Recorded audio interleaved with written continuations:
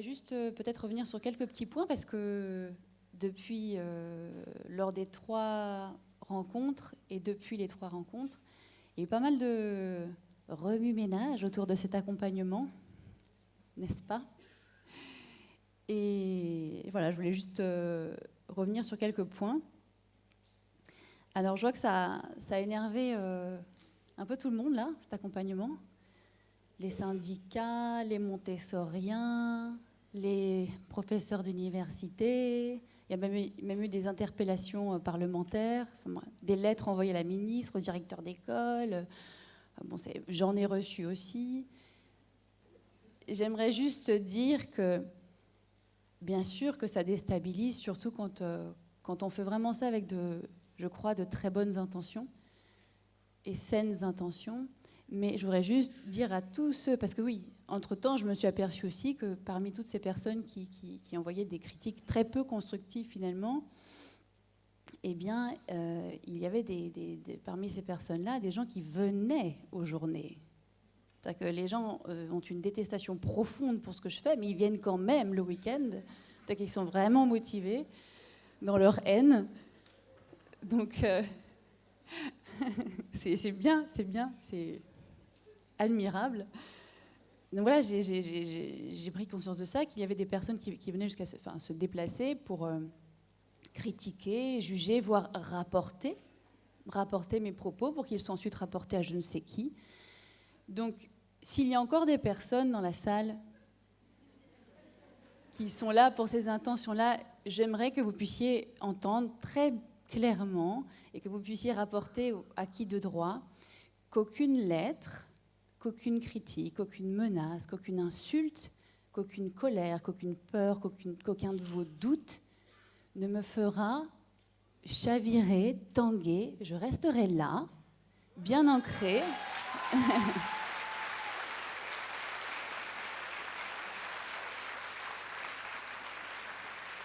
Et pourquoi ?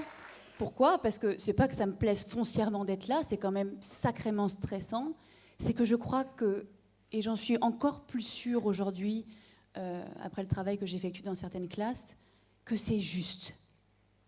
Que c'est juste. Donc il va vraiment falloir s'y habituer parce que non seulement je vais continuer à prendre le micro, mais je vais plus être la seule. Je crois qu'il y a des personnes dans cette salle, des enseignants avec qui je travaille, qui eux aussi à leur tour vont prendre le relais et vont passer ce que j'aime appeler la bonne nouvelle. C'est-à-dire que c'est possible, on peut faire autrement. Donc ce n'est pas une bonne nouvelle pour tout le monde, mais voilà, ça va continuer. Donc ça, je voudrais que ce soit bien entendu, bien clairement, par tout le monde. Ensuite, les dates changées, ça a perturbé du monde. Je comprends, c'est tout à fait normal. Vous aviez organisé vos week-ends, en famille c'est compliqué, parfois même vous aviez des formations sur ce temps-là. Donc je comprends vraiment, tout à fait légitime ce moment de... Mais quand même, ce n'était pas prévu comme ça. Alors écoutez, déjà pour désamorcer tout doute, nous n'avons pas changé les dates par convenance personnelle, parce que j'étais fatiguée ou parce que, vous comprenez, finalement, je pensais que c'était mieux autrement pour moi. Que ce soit bien clair, parce que j'ai reçu des mails dans ce sens, en me disant nous aussi on est fatigués, madame, mais on est quand même présents. Donc, ce n'est pas par convenance personnelle, c'est parce que, figurez-vous, que si je suis venue jusqu'en Belgique à déménager toutes mes affaires, à mes frais personnels, c'est parce que j'ai un objectif, j'ai un but, et ce but, c'est de réussir cet accompagnement. Réussir cet accompagnement, c'est qu'à la fin de l'année, vous ayez amorcé un changement dans vos classes qui suscite un bien-être chez vous et chez les enfants. Or, je me suis aperçue, le 18 novembre, avec surprise, que finalement, ça prenait beaucoup plus de temps que prévu. Peu avaient amorcé ce changement. Et que c'était beaucoup de chamboulements, pas seulement matériel, mais un temps de repos, là, cognitif, était nécessaire. Et donc, bien sûr que c'est dérangeant de bouger plusieurs dates. Je me suis posé la question, j'ai réfléchi en équipe, j'ai réfléchi avec des directeurs, avec des conseillers pédagogiques. Je n'ai pas pris cette décision toute seule, je préfère le préciser. Et avec des professionnels de terrain, unanimement, c'est-à-dire que tout le monde était d'accord, nous nous sommes dit qu'il était vraiment préférable de changer les dates. Parce que sur le terrain, les enseignants étaient fatigués, Noël approchait, la Saint-Nicolas approchait, etc. Et donc ce n'était pas par convenance personnelle ou je ne sais quoi, c'était faire preuve de flexibilité pour pouvoir atteindre l'objectif. Je veux dire, si j'avais voulu m'entêter, non, les dates étaient prévues, on respecte le programme, et par rigidité, peut-être que l'objectif, il aurait été loupé. Parce que beaucoup, en janvier, là, vous auriez été jusque-là de cet accompagnement. Peut-être même que vous seriez pris les pieds dans le tapis en décembre parce que vous auriez voulu aller trop vite et ça n'aurait pas fonctionné. Peut-être que ça aurait clashé avec les parents, les collègues, votre directeur, le PO, je ne sais quoi. Parce que vous étiez fatigués. Et c'est aussi une démonstration quelque part. J'ai fait bouger 800 personnes de date. Oui. Mais parce que l'objectif prime avant le reste. Et ça aussi, c'est... faut savoir ce qu'on veut, quoi. C'est sûr que ça va déranger, il va y avoir des remous, je les ai subis. Mais c'est pas grave. L'objectif doit être atteint. Aller jusqu'au bout. Ensuite, quand on a changé les dates, j'ai eu beaucoup de mails, de messages en disant « Mais nous, on veut des contenus, on est déçus, on n'est pas contents, des contenus. » Mais qu'allez-vous faire de ces contenus, bon sang ? On a fait 10 heures de conférences sur des contenus théoriques. Je vous ai fait la synthèse la plus minutieuse qui ne m'a pas pris seulement des jours, mais des semaines, des mois, des années de vie pour synthétiser ça de la manière la plus pure et claire et limpide possible. Je ne connais à ce jour aucune classe qui puisse se vanter de les appliquer tous, ces principes-là, de manière idéale. Et certains me demandent encore du contenu, mais quoi ? Mais quoi ? Ici, on n'est pas pour attendre et recevoir de manière attentiste et cumulative des contenus théoriques. C'est un accompagnement pratique. Donc, à un moment donné, la théorie, on s'arrête et on bouge. Et on fait, et on met en pratique, et on arrête de vouloir consommer de l'information. Stop!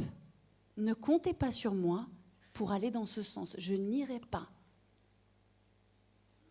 Donc, si vous voulez des contenus didactiques, savoir comment on utilise le matériel Montessori, je ne sais quoi, écoutez, vous vous êtes juste trompé d'endroit. Ici, on va faire autre chose. Ici, on va travailler la posture. On va travailler ce que c'est véritablement de transmettre quelque chose à un autre être humain. Et ça ne se situe pas au niveau des connaissances et des contenus théoriques. Ce n'est pas du comment faire, c'est du comment être. C'est l'effet maître. Vous avez entendu parler de ça ? Aujourd'hui, il faut se dire que j'aime quand même bien les défis pour mener celui-là.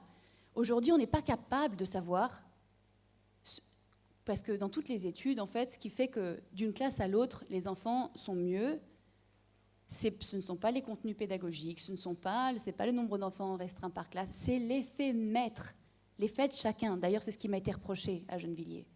Oui, c'est parce que c'est elle, en fait, elle est particulière. Et c'est vrai que c'est ma posture, ce n'est pas le matériel, ce n'est pas je ne sais quoi, c'est avant et surtout ma posture. Et donc, en fait, ça m'a tellement agacée, je dois vous le dire, de voir ces messages défiler sur Facebook, et du contenu. Je dis, mais ça, c'est franchement, excusez-moi de vous le dire, vous êtes juste à côté de la plaque pour ceux qui demandent ça et qui l'exigent.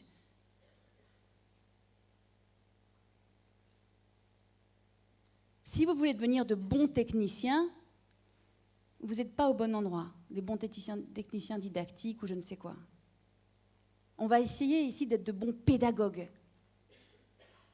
Et donc, ça m'a tellement agacée que j'ai changé. Au début, mon objectif, c'était de que cet accompagnement vous permette de changer de pratique vraiment au niveau de la forme de l'enseignement, de passer d'un fonctionnement sur un biais, sur un paramètre, une façon de procéder plus traditionnelle avec moins d'autonomie de l'enfant, à un fonctionnement basé sur plus, voire totalement l'autonomie de l'enfant.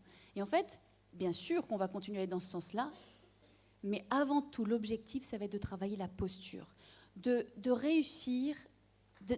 Mon objectif, ce sera de vous faire toucher, que chacun du doigt à la fin de l'année ait touché cette zone porteuse et bienfaitrice, cette zone qu'on arrive à créer dans la relation avec l'enfant qui fait que tout devient possible et qui nous fait atteindre, j'ose le dire, des moments de grâce. Mon objectif, ça va être ça, là, avec vous. Alors, je vais vous le dire clairement, je sais où je vais. Je sais ce que je fais. Et ceux qui ne sont pas d'accord avec ça, la porte est là, et là, et là, et là.